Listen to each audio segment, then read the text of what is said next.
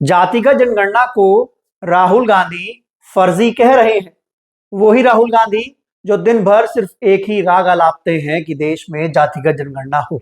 हालांकि 70 साल उनकी और उनकी पार्टी की सरकार रही, तब तो जातिगत जनगणना हुई नहीं। न जाने कैसे कैसे मंडल कमीशन आया और ओबीसी को आरक्षण मिला, लेकिन अब राहुल गांधी जातिगत जनगणना को फर्जी कह रहे हैं।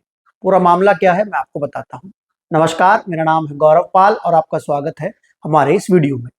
आज राहुल गांधी बिहार की राजधानी पटना पहुंचे। पटना के बापू सभागार में राहुल गांधी ने संविधान सुरक्षा सम्मेलन को संबोधित किया और वहां पर आरएसएस भाजपा पर जमकर हमला बोला।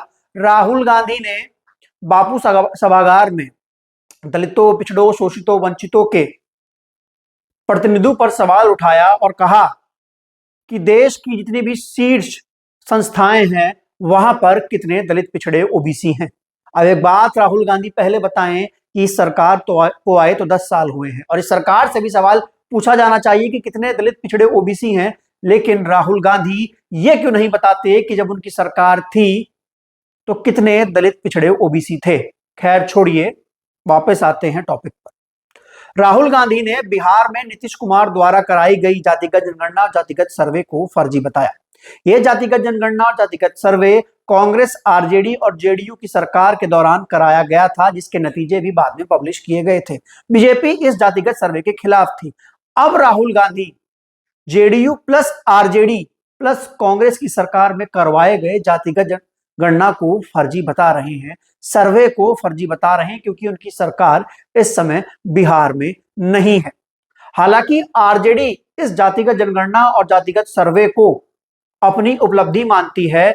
तेजस्वी यादव और लालू यादव हर जगह मंचों से, प्राचीर से ये कहते हैं कि हमने बिहार में जातिगत सर्वे कराया, नीतीश कुमार नहीं कराने वाले थे, हम जब सरकार में आए तो हमारी सरकार की वजह से जातिगत जनगणना और जातिगत सर्वे हुआ।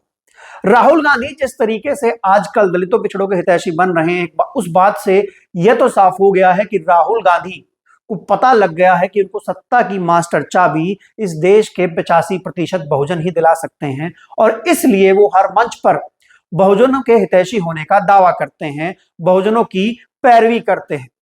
लेकिन बड़ा सवाल यह है कि राहुल गांधी क्या इस देश के संविधान को मानते हैं? हमारे देश के संविधान के अनुसार हमारे देश का नाम इंडिया और भारत है, लेकिन राहुल गांधी बार बार हमारे देश को हिंदुस्तान नाम से संबोधित करते हैं। उसके बाद अगर बात की जाए जहां पर राहुल गांधी की पार्टी यानी कांग्रेस की सरकार है, वहां पर कितना संविधान को माना जाता है, वहां पर कितना दलितों, शोषितों, वंचितों, पीड़ितों को प्रतिनिधित्व दिया जाता है, उस पर बात करते हैं। तेलंगाना में कांग्रेस की सरकार है, रेवंत रेड्डी वहां के मुख्यमंत्री हैं।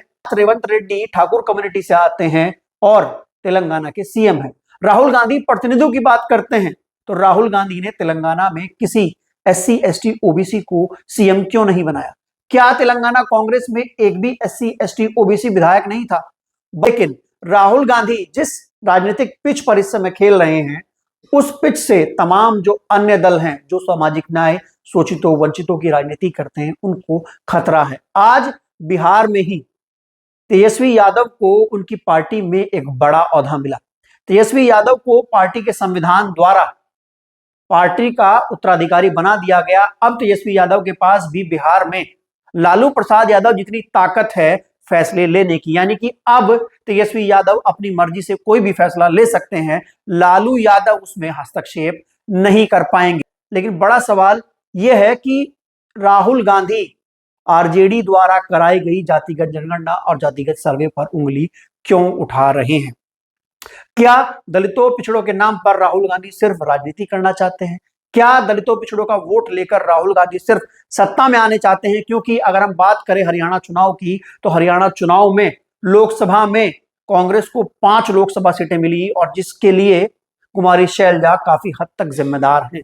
कुमारी शैलजा की बदौलत हरियाणा में कांग्रेस 5 सीटें जीत कर आई, लेकिन जब विधानसभा चुनाव की बारी आई तो किस तरीके से कुमारी शैलजा को दरकिनार किया गया और किस तरीके से उन पर जातिवादी टिप्पणी कर अपमान किया गया, उस समय राहुल गांधी चुप रहे।